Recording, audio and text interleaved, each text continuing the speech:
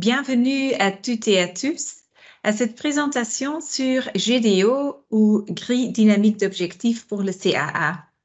Je suis Griet van Hee, orthophoniste belge, flamande, comme vous entendez, et je suis account manager pour Tobii Dynavox au Benelux. Aujourd'hui, je vais vous présenter la 3e édition de la grille dynamique d'objectifs de la CAA. Elle a été créée en partenariat avec Vicky Clark et Tobii Dynavox. Il s'agit d'un outil agnostique, c'est-à-dire indépendant de tout dispositif. Même si nous en sommes l'initiateur, que nous le mettons à disposition gratuitement, il peut être utilisé avec n'importe quel système CAA. Ce n'est pas facile de créer des objectifs significatifs qui reflètent les besoins des utilisateurs et qui fournissent des moyens mesurables basés sur les données pour évaluer le succès. Lorsque nous travaillons avec des personnes qui utilisent la CAA, nous pouvons être amenés à nous poser ces questions. Comment puis-je développer des objectifs et des projets individualisés pour mes utilisateurs de CAA? Comment avancer lorsqu'un utilisateur de CAA est bloqué sur le même objectif pendant longtemps?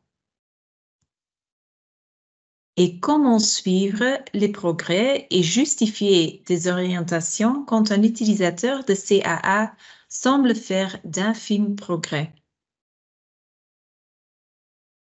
Et s'il existait un outil pour ça?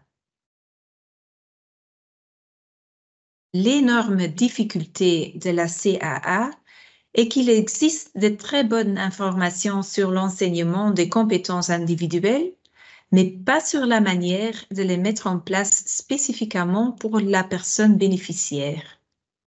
La grille dynamique d'objectifs de la CAA a été créée à l'origine pour poser des objectifs plus solides et ne pas rester coincé avec des éléments arbitraires. Il s'agissait d'essayer de répondre à la question: comment pouvons-nous aller au-delà de la simple demande? Fondamentalement, la grille dynamique d'objectifs de la CAA est un outil pour aider les orthophonistes à collaborer avec toutes les parties prenantes du modèle de participation de la CAA. Aujourd'hui, nous allons voir comment GDO3 permet d'y parvenir. Nous allons en parler de l'histoire et fondaments de la grille dynamique d'objectifs, les apports, un exemple d'utilisation et les conclusions. Commençons par l'histoire de la grille dynamique d'objectifs de la CAA que j'appellerai désormais GDO. Comme vous pouvez le constater au cours des 15 dernières années, GDO a évolué et a continué à être mis à jour en fonction des apports des utilisateurs, des pratiques actuelles et de l'état de la recherche. En 2019, l'adaptation en langue française est effectuée par Alban Plateau, orthophoniste française. Le nombre de personnes identifiées comme ayant besoin d'une aide à la communication chaque année en francophonie, c'est 65 000 personnes. Le GDO a été initialement publié en 2008 sous format papier. Dès le départ, il s'agissait d'un partenariat entre Vicky Clark, SLP, orthophoniste, et Tobii Dynavox. Vicky a une très grande expérience dans le CAA. Elle est toujours impliquée dans toutes les mises à jour de GDO. Les premières intentions de GDO étaient de fournir une solution d'évaluation permanente des compétences de communication. de fournir des outils pour développer l'indépendance dans la communication, d'encourager une utilisation réussie de la CAA dans toutes les compétences en communication, de soutenir la rédaction des objectifs. Les contributions des utilisateurs de la première version de GDO indiquaient qu'il était difficile de classer le niveau de capacité de communication. Pas assez de soutien pour l'utilisation, aucun moyen de suivre les progrès, les objectifs ne semblaient pas alignés sur la compétence appropriée. Alors, la mise à jour GDO 2 a conservé ses objectifs et a apporté 2 nouveautés sur la base des contributions des premiers utilisateurs, notamment pour permettre le suivi des progrès et aider les praticiens à s'emparer de GDO. Avant d'aborder les mises à jour effectuées pour la version 3, plongeons dans les fondements du GDO. Même si elle a été mise à jour au fil des années, les fondations sont restées les mêmes. La première version de GDO était organisée autour des domaines de compétences communicatives et des niveaux de développement des compétences communicatives. Cette organisation est toujours d'actualité. Comme Light et McNaughton ont conclu, communicative competence is essential to the enhancement of the quality of life of individuals with complex communication needs. It is fundamental to attainment of the basic human need, the basic human right, the basic human power of communication. Ce qui est fondamental, c'est la capacité de communiquer fonctionnellement dans des environnements naturels pour répondre aux besoins de communication quotidiens. La compétence en communication est constituée de 4 composantes principales. Il existe alors 4 principaux domaines compétences en communication. Le premier, c'est linguistique. Exprimer et comprendre le langage. Apprendre et utiliser le vocabulaire. Et la littératie, lire, écrire et épeler. Un deuxième domaine est le domaine opérationnel. La capacité à maintenir en état, à naviguer et à utiliser le système de CAA en utilisant la méthode d'accès choisie. Par exemple, le toucher, le balayage, le regard. Le domaine social, communiquer efficacement et de manière socialement appropriée. Le sujet psychosocial a été ajouté en 2023. C'est par exemple la motivation, l'attitude, la confiance, la résilience. La compétence psychosociale fait référence à la capacité de faire face aux situations quotidiennes avec une stabilité mentale. Le domaine stratégique, c'est l'utilisation des stratégies pour surmonter ou minimiser les limitations fonctionnelles liées à l'utilisation de la CAA. Par exemple, prévenir ou réparer les bris de communication et utiliser les techniques pour améliorer la rapidité des interactions. Pensez à une interaction. Quels en sont les composants? C'est lancer un sujet de conversation. C'est maintenir le sujet de conversation. C'est répondre et poser des questions. C'est valider et critiquer. C'est réparer les bris de communication et mettre fin à la conversation. L'objectif de la rédaction d'objectifs ciblants les compétences en CAA est très similaire à celui de la rédaction d'objectifs pour tous les autres domaines de la parole et du langage. Pour augmenter la communication fonctionnelle entre une variété d'individus, de contextes et de paramètres. Pour ce faire, les individus doivent maîtriser toutes les compétences en communication: linguistique, opérationnelle, sociale et stratégique. Ils ont besoin de compétences linguistiques pour le langage produit, de compétences opérationnelles pour sélectionner avec précision les boutons qu'ils souhaitent sélectionner, de compétences sociales pour interagir avec les autres et de compétences stratégiques pour savoir quoi faire en cas de panne. Dans chacun de ces domaines de compétences communicatives, il existe différents niveaux d'habilité. Basé sur les travaux de Patricia Dowden de l'Université de Washington. Les niveaux de compétences décrivent les compétences actuelles d'une personne. Ils permettent d'identifier où elle se situe à l'instant et où elle peut aller ensuite. Ils sont non prédicatifs et non destinés à être utilisés comme facteurs d'inclusion ou exclusion. On a les niveaux émergent, transitionnel, contexte dépendant, traditionnel indépendant et indépendant. En effet, c'est une aide à déterminer les points forts et à identifier les compétences pour cibler et identifier les capacités potentielles.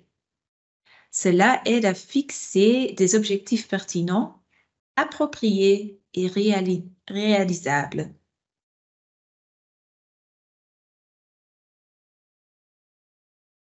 On commence par expliquer un peu le niveau émergent. C'est un communicateur qui peut ne pas comprendre ou très peu que les symboles, les photos, les dessins ou traits représentent des choses, des lieux, des idées, etc. Et peut ne pas encore avoir de méthode de communication cohérente. Les caractéristiques d'un utilisateur CAA émergent, c'est que c'est difficile pour les autres de déterminer dans quelle mesure la personne comprend. Il peut communiquer avec plus de succès en utilisant les expressions faciales, le langage corporel, les gestes et ou le comportement. Il a besoin de l'aide du partenaire de communication pour communiquer avec succès. Il peut indiquer l'acceptation, par exemple par un sourire, ou le rejet, par exemple par détourner le regard, mais ne répond pas de manière fiable à d'autres questions oui-non. Il réagit à des personnes familières et ou à des activités motivantes. Il est inconstant dans toute la communication. Et je vais vous donner un exemple. Au moment des repas, la mère de Sam remarque qu'il tourne souvent la tête lorsqu'il a fini de manger, ou qu'il pleure s'il a encore faim. Sam attrape les aliments qu'il aime et repousse ceux qu'il ne veut pas. La mère de Sam a commencé à lui montrer des images symbolisant ses choix alimentaires. Et Sam sourit lorsque elle lui montre une image symbolisant un aliment qu'il préfère. Petit à petit, Sam tend la main vers un symbole, mais ne fait pas toujours attention au choix du symbole. La mère de Sam note qu'il a un livre d'images sur les voitures à la maison et qu'il commence à s'y intéresser. Alors Sam est un communicateur émergent. Les communicateurs émergents transitionnels commencent à communiquer de manière ciblée dans le cadre d'activités motivantes ou en interagissant avec des personnes préférées. Leur caractéristique, c'est qu'ils suivent des consignes simples dans le cadre de routines et d'activités familières. Ils comprennent les symboles concrets représentant des objets motivants ou courants. Ils commencent à utiliser des symboles clairs et simples, un à la fois dans des situations familières et motivantes. Ils développent des compétences émergentes en matière de lecture et d'écriture. Ils ont, par exemple, l'intérêt pour les livres. Ils montrent un certain intérêt pour les interactions sociales, en particulier dans des situations spécifiques. Ils réagissent positivement à l'aide de son partenaire de communication. Et je vous donne aussi un exemple. Lorena avait l'habitude de pleurer et de donner des coups de pied lorsqu'elle n'avait pas le jouet qu'elle voulait. Depuis peu, lorsque ses parents jouent avec elle, Lorena montre du doigt ce qu'elle veut pour jouer dans la pièce. Lorena est de plus en plus cohérente lorsqu'elle montre du doigt ce qu'elle veut pendant les jeux familiers. Lorena utilise également les symboles encore et fini avec le soutien d'un partenaire de communication lorsqu'elle joue avec des jouets motivants. Les communicateurs dépendants du contexte peuvent satisfaire leurs besoins et désirs fondamentaux par de simples échanges de communication dans des contextes spécifiques avec des personnes familières. Le niveau suivant, les caractéristiques pour les communicateurs contexte dépendants, c'est qu'ils utilisent efficacement un appareil de basse ou de haute technologie, mais seulement dans des situations spécifiques. Ils utilisent des symboles concrets et commencent à comprendre et à utiliser des symboles abstraits. Ils développent des compétences de lecture et d'écriture grâce à des activités de lecture et d'écriture partagées, à l'exploration du clavier, etc. Ils initient des conversations et des interactions sociales avec des partenaires familiers. Ils répondent à des questions routinières avec des partenaires de communication familiers. Ils utilisent des stratégies simples, par exemple répéter, pour réparer la communication lorsqu'elle n'est pas comprise, avec le soutien du partenaire de communication. Et ils commencent à combiner 2 symboles ou plus pour créer des messages. Un exemple, c'est Calvin. Il utilise un dispositif de communication en orthophonie à la maison avec sa mère et en classe. Calvin apprend de nouveaux symboles sur les pages de communication préférées. Il travaille sur ses capacités de lecture et d'écriture avec des activités de lecture partagées en reconnaissant le nom des lettres et les sons de son prénom et de ses objets préférés. Calvin utilise des messages préenregistrés et commence à combiner des symboles pour créer de nouveaux messages. Calvin a des difficultés pour utiliser son appareil avec des auditeurs moins familiers ou dans des situations nouvelles. Calvin aime aller voir des matchs de football, mais il a du mal à interagir avec ses camarades.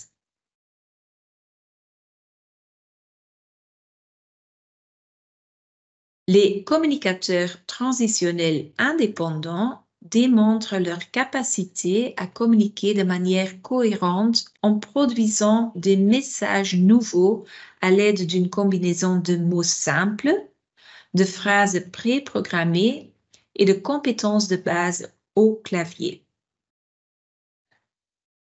Ces caractéristiques, ils communiquent sur un large éventail de sujets avec des partenaires familiers ou non. Ils combinent systématiquement 2 symboles ou plus pour créer des messages complexes. Ils utilisent diverses stratégies pour réparer la communication lorsqu'elle est mal comprise. Ils démontrent les compétences suivantes en matière de lecture et d'écriture. Une meilleure connaissance des lettres et des sons. Ils commencent à lire quelques syllabes. Ils écrivent quelques mots simples. Ils ajoutent appropriés de terminaisons aux mots, par exemple S ou ENT au pluriel. Ils ont une solide compréhension du lien entre les mots parlés et les caractères d'imprimerie. Ils commencent à utiliser la prédiction de mots avec l'aide de symboles. Je vous donne l'exemple de Dedra. Elle utilise un dispositif de communication depuis quelques années. Elle se rend à une fête d'anniversaire et ne connaît pas toutes les personnes qui y seront présentes. La sœur de Dedra l'aide à explorer et à produire les messages qui pourraient être utilisés lors de la fête. Dedra utilise ces messages et des combinaisons de ces mots-clés pour communiquer. Dedra utilise des stratégies de réparation selon ses besoins avec l'aide des partenaires de communication. Elle rencontre plusieurs nouvelles personnes à la fête et communique avec elles. Elle est capable de se présenter, de partager des informations, de poser des questions centrées sur le partenaire et de participer à certaines conversations. Enfin, on a les communicateurs indépendants. Ils peuvent communiquer n'importe quoi sur n'importe quel sujet avec n'importe qui, en fonction des attentes pour leur âge, mais peuvent être plus longs que leur père. Ces caractéristiques, c'est qu'ils utilisent une combinaison de messages nouveaux et ou préenregistrés. Ils utilisent du vocabulaire de base pour composer des messages complexes. Ils communiquent avec succès avec des partenaires non familiers dans des situations non familières. Ils ont des compétences, des environnements et des activités d'interaction sociale similaires à ceux de ses pairs. Ils comprennent la communication et les consignes de la même manière que ses pairs du même âge. Ils peuvent programmer le contenu souhaité dans son appareil si cela est approprié à son âge. Et ils démontrent des compétences en lecture et en écriture comparables avec celles des pairs du même âge. Je vous donne l'exemple de Rodrigo. Il utilise un appareil de communication composé de mots de base, de messages préenregistrés et d'un clavier avec prédiction de mots. Il assiste aux cours et communique avec succès avec ses camarades et ses professeurs. Rodrigo participe à des conversations adaptées à son âge, résout les problèmes techniques et utilise les fonctionnalités les plus efficaces si nécessaire. Rodrigo crée facilement de nouveaux messages et aime programmer de nouvelles blagues dans son appareil pour les partager avec ses camarades de classe.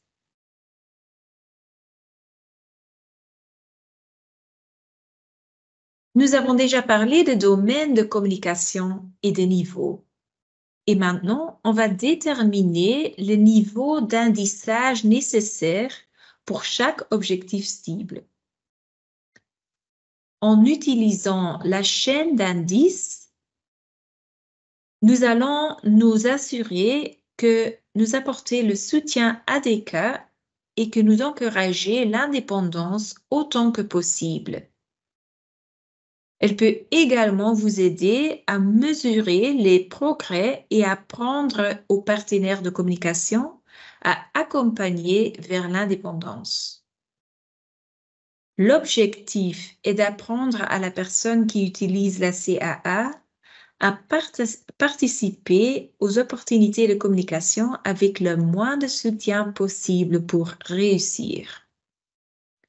On peut aussi réduire l'assistance offerte au fil du temps, de sorte que l'utilisateur ait la possibilité de se développer de manière indépendante. Vous voyez qu'il y a 3 types d'indices: naturel, indirect et direct. Par exemple, si on apprenait à saluer, un indice naturel, c'est les autres disent bonjour. Un indice indirect, c'est dire as-tu entendu ce qu'ils ont dit? Toi aussi, tu veux répondre quelque chose. Ou visuellement, gestuellement, agiter la main tout en montrant les gens. Un indice oral direct, il t'en dit bonjour. S'il n'y a toujours pas de réponse, nous pourrions alors simplement procéder à une modélisation. Je vais te dire bonjour pendant que vous sélectionnez le bouton approprié sur l'appareil. Alors, il y a 3 types d'indices et la modélisation.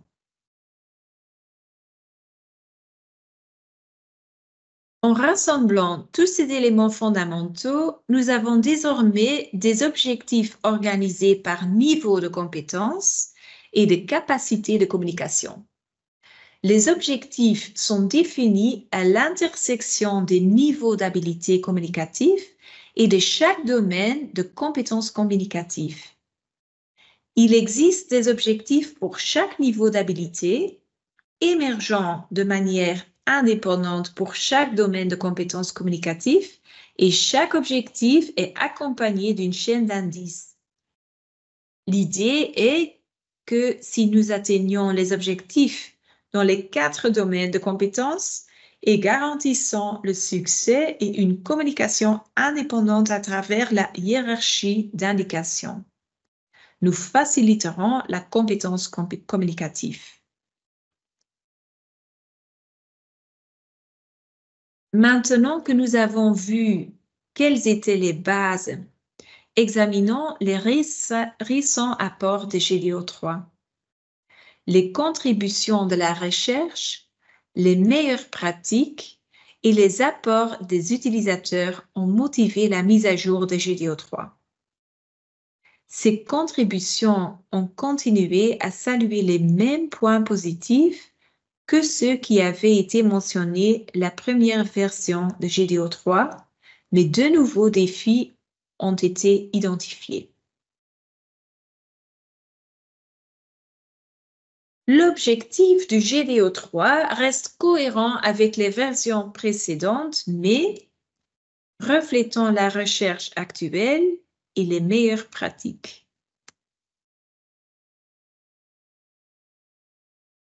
Le GDO3 est désormais à jour des recherches actuelles et des meilleures pratiques. Elle est plus lisible et plus facile à utiliser. Elle offre de la place pour les objectifs personnels et elle est indépendante de tout système de CAA. Regardons ça en détail. GDO3 a été entièrement réécrite pour fournir des instructions plus claires et plus accessibles aux utilisateurs. Vous consultez actuellement le tableau utilisé pour identifier le niveau d'habilité communicative dans GDO2 à gauche. Bien que les informations soient pertinentes, les utilisateurs les ont trouvées confuses et longues, ainsi que du chevauchement dans la sélection des objectifs. GDO3 propose des descriptions plus concises des niveaux de capacité de communication, ainsi qu'un exemple de cas pour une identification plus facile. Les objectifs ont également été simplifiés pour les rendre faciles à lire et plus clairs pour tous les utilisateurs. Par exemple, dans GDO2, un objectif se lit comme suit. Utilise une variété de noms dans des catégories pour inclure cette catégorie avec 5 exemples dans chaque catégorie. Dans GDO 3, vous trouverez utilise les noms d'objets des catégories courantes de manière appropriée lors des activités quotidiennes. C'est plus simple. En plus de simplifier les objectifs actuels, de nouveaux objectifs ont été ajoutés, notamment ceux visant à répondre à l'identification de la compétence psychosociale. Cela a été reconnu dans le GDO 3 en ajoutant des objectifs psychosociaux entre parenthèses après les objectifs de la compétence sociale qui y répondent. Un exemple émergent est communique le concept de mien ou mon sur des objets personnellement motivants dans les activités quotidiennes et les interactions sociales avec le soutien du partenaire de communication. Entre parenthèses, construire la confiance en matière de communication. Un exemple au niveau indépendant est s'engage activement en commentant et en vérifiant sa compréhension lors de diverses activités quotidiennes et interactions sociales. Entre parenthèses, reconnaître les signaux sociaux, les compétences interpersonnelles et d'écoute. Reconnaissant l'importance de la littératie pour ceux qui utilisent la CAA. Des objectifs de littératie supplémentaires ont été ajoutés à chaque niveau de capacité de communication sous la compétence linguistique avec des compétences de littératie spécifiques entre parenthèses. Par exemple, pour le communicateur émergent, démontre un début d'intérêt pour les livres en assistant pendant de courtes périodes, alors qu'un partenaire lui lit l'histoire en tournant les pages, en regardant les images, etc. Entre parenthèses, littératie, connaissance du livre. Un exemple pour un utilisateur contexte dépendant, reconnaît que les lettres majuscules et minuscules sont liées et peut les faire correspondre dans des mots qui lui sont bien connus. Entre parenthèses, littératie, connaissance des caractères d'imprimerie. Des objectifs d'accès ont également été ajoutés. Si l'accès n'est pas un problème pour l'utilisateur, alors marquez ces objectifs comme non applicables, NA, et ne les incluez pas lors de l'évaluation des progrès. Voici quelques exemples de ces objectifs. Pour un utilisateur émergent transitionnel, améliore la précision des sélections lors d'un jeu ou d'une activité préférée en utilisant le moyen d'accès sélectionné.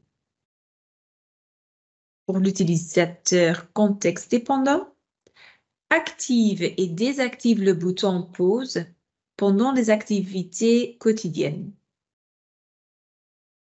Cet objectif s'adresse uniquement aux personnes qui utilisent le regard et la souris comme moyen d'accès.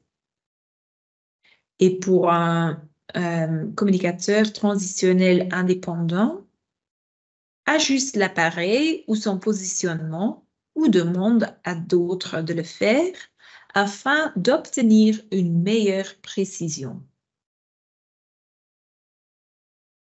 Le GDO 3 ne peut pas répondre à tous les objectifs et ce n'est pas non plus son objectif. Par conséquent, nous prévoyons un espace dans l'outil pour écrire les objectifs que vous jugez importants pour votre utilisateur de CAA, tels que des structures grammaticales spécifiques ou des objectifs pour les processeurs de langage Gestalt, par exemple. J'ai mentionné plus haut qu'une hiérarchie d'indications ou une chaîne d'indices fait partie du DAC depuis le début. Ici, vous voyez la hiérarchie originale à gauche qui inclut l'assistance physique. La chaîne d'indices actualisée ne comprend pas d'assistance physique. La meilleure pratique actuelle est d'éviter de déplacer la personne. Parce que lorsque vous la déplacez, vous supposez que vous savez, 1, qu'elle veut communiquer et 2, ce qu'elle veut communiquer. Cela lui enlève la possibilité de réfléchir à ce qu'elle veut dire et de trouver l'endroit où cela se trouve. Le fait de leur demander de sélectionner un bouton ne nous apprend rien sur la matière dont ils sont capables de communiquer.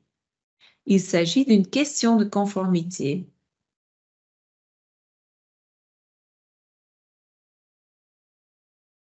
La modélisation et l'incitation sans assistant physique peuvent prendre un peu plus de temps, mais vous n'imposez pas votre volonté à la personne. Elle dira ce qu'elle veut et apprendra qu'elle a cette capacité. Comme vous pouvez le constater ici, la mise à jour de la grille dynamique d'objectifs a nécessité beaucoup de travail, de temps, de ressources humaines et des recherches documentaires. Il a fallu un certain temps avant de bénéficier de la version française. Maintenant que vous connaissez mieux GDO 3, ses fondements et ses nouveaux apports, parlons de la façon d'utiliser dans la pratique quotidienne.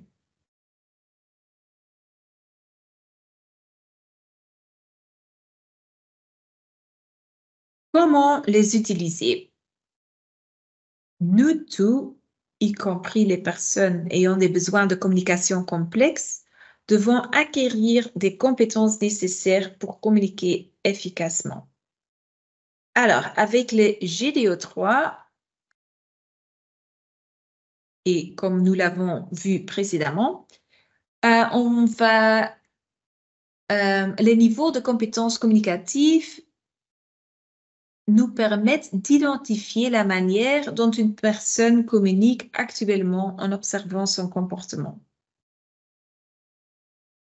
Ensuite, nous allons utiliser les informations que nous avons recueillies pour choisir des objectifs appropriés afin de les faire progresser vers des niveaux plus élevés de compétences communicatives. On va commencer par identifier les compétences communicatives. C'est l'étape 1. Étape 2, c'est identifier les objectifs déjà atteints et appuyez-vous sur eux pour identifier les objectifs à cibler. Étape 3, déterminer le niveau de guidance ou d'indissage pour chaque objectif. 4, identifier les techniques de mise en œuvre d'enseignement. Remplissez le programme d'implémentation avec les activités motivantes et des leçons. Remplissez le tableau d'évolution des objectifs et suivez les progrès effectués. Voici les 7 étapes à prendre pour obtenir du succès en CAA. En s'appuyant sur l'exemple de Bella, nous allons utiliser GDO 3. Bella est une petite fille extraverte et avec de bonnes habiletés sociales. Elle est trisomique et a une déficience visuelle et auditive. Bella a travaillé sur la langue des signes et adore interagir avec les gens, mais a des difficultés à communiquer avec ceux qui ne connaissent pas les signes. De plus, elle a quelques faiblesses dans sa motricité fine et doit recourir à des guides doigts pour désigner des boutons tactiles. les objectifs de participation de Bella dans la vie comprennent: Bella sera plus autonome dans ses activités quotidiennes, appropriées à son âge. Bella sera exposée à la littératie et à d'autres activités d'apprentissage adaptées à son âge pour se préparer à l'école maternelle. Bella communiquera de manière plus indépendante avec son cercle familier et les inconnus en utilisant les signes, les gestes, l'oralité et la CAA. La première étape d'utilisation de GDO3 consiste à identifier le niveau existant des capacités communicatives. Cela nous aidera à déterminer par où commencer l'examen des objectifs sur la grille d'objectifs. Lisez la description de chaque type de communicateur et marquez celui qui décrit le mieux le niveau de compétence actuel de l'individu. Si la personne démontre des compétences attachées à plusieurs niveaux, décidez en équipe quel est le meilleur point de départ. Rien n'est gravé dans le marbre. Il est toujours possible de revoir et changer les objectifs. Bella est capable de suivre quelques instructions simples et a commencé à utiliser des symboles concrets avec des activités motivantes. Bien qu'elles correspondent à certaines caractéristiques d'un communicateur contexte dépendant, elles correspondent principalement au niveau émergent transitionnel.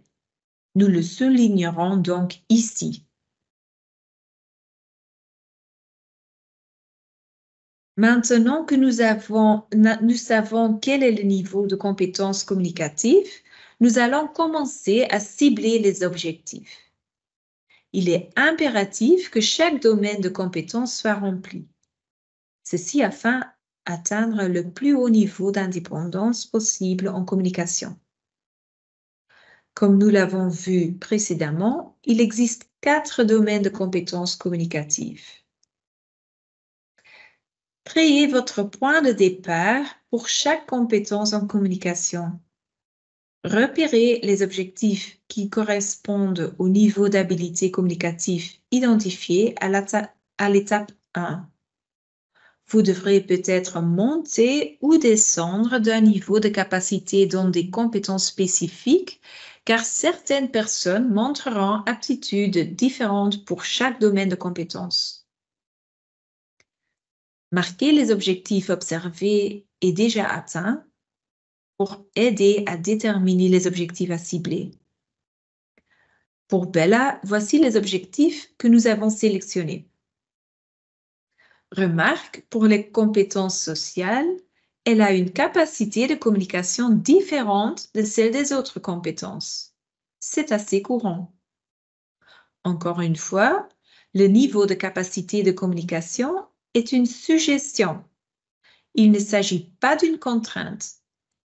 Si vous regardez les objectifs et que les objectifs d'un niveau de capacité de communication différent correspondent mieux aux clients que ce que vous avez marqué initialement, vous pouvez les changer. Rien n'est gravé dans le marbre et il n'est pas nécessaire que quelqu'un ait le même niveau de capacité de communication dans toutes les compétences. Étape 3. Utilisez la chaîne d'indices pour vous assurer que vous offrez le niveau d'assistance approprié et que vous favorisez autant que possible l'indépendance. Cela peut également vous aider à mesurer les progrès et à apprendre aux partenaires de communication à mieux soutenir l'indépendance. L'objectif est d'apprendre à l'individu à participer aux opportunités de communication avec le moins d'assistance possible pour réussir. Vous ne savez peut-être pas quel niveau d'assistance est nécessaire au début. Vous pouvez toujours revenir en arrière et le noter après avoir réalisé une activité avec un objectif. Étape 4. identifier les techniques de mise en œuvre et d'enseignement. C'est repérer les opportunités de communication. Identifier les moments de la journée où une personne peut apprendre et mettre en pratique les compétences de communication. C'est donner du sens à toute tentative de communication. Il n'y a pas d'erreur dans l'apprentissage de la communication. Il est important de répondre à toutes les tentatives de communication, en particulier lorsqu'une personne explore le système de CAA. Par exemple, si vous lisez un livre en mettant l'accent sur le mot « vouloir », mais que la personne touche « plus », vous pouvez dire « Oh, tu veux plus ?» Peut inclure les expressions faciales et le langage corporel. C'est créer un environnement positif. Un environnement de communication positive est un lieu ou une situation où tous les types de communication sont encouragés et où une aide est apportée en cas de besoin. L'accent est mis sur les résultats positifs dans le cadre d'une relation naturelle et positive.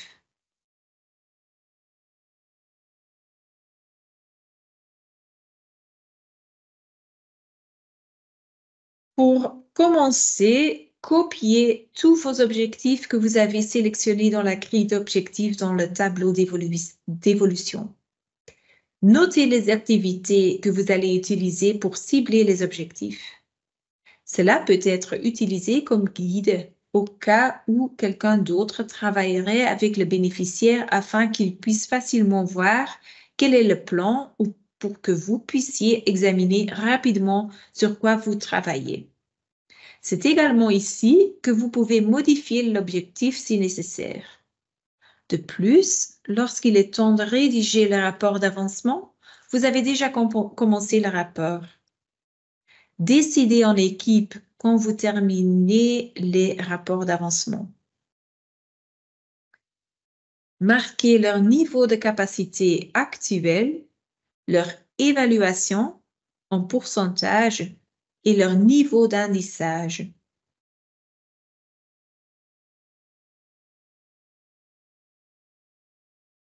Remplissez le résumé des progrès sur la première page chaque fois qu'il est temps d'examiner les progrès de la personne bénéficiaire. Pour estimer les pourcentages, vous prenez le nombre des objectifs acquis et vous divisez entre le total des objectifs identifiés pour ce domaine. Si vous avez utilisé les objectifs personnalisés, vous pouvez également les utiliser dans vos estimations.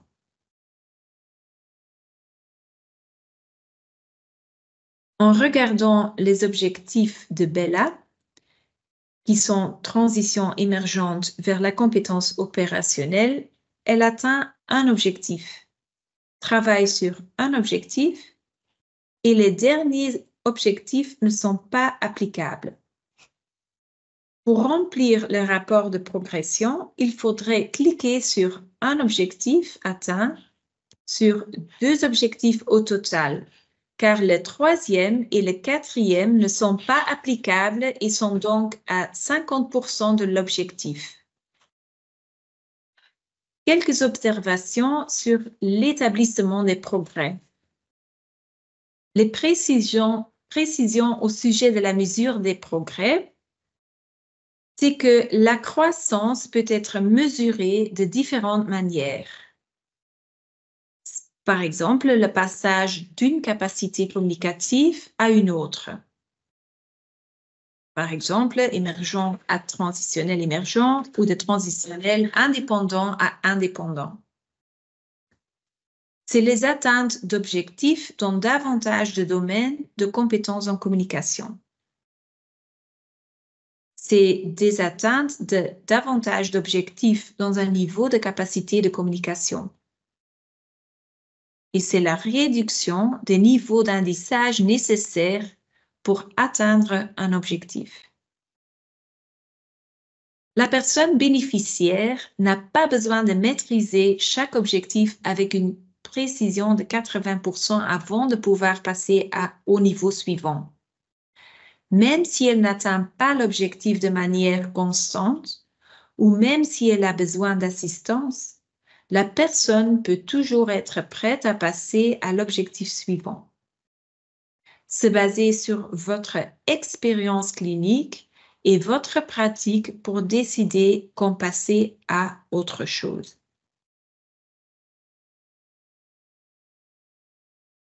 Nous terminons sur cette citation. Je ne veux pas qu'un dispositif de CAA soit un piano ou qu'il soit uniquement utilisé qu'à certains moments et à certaines occasions, comme pour un récital entre amis ou en famille. Je veux que l'enfant utilise son dispositif de communication et ses stratégies alternatives et améliorées toute la journée, dans toutes les situations, avec des personnes familières ou inconnues.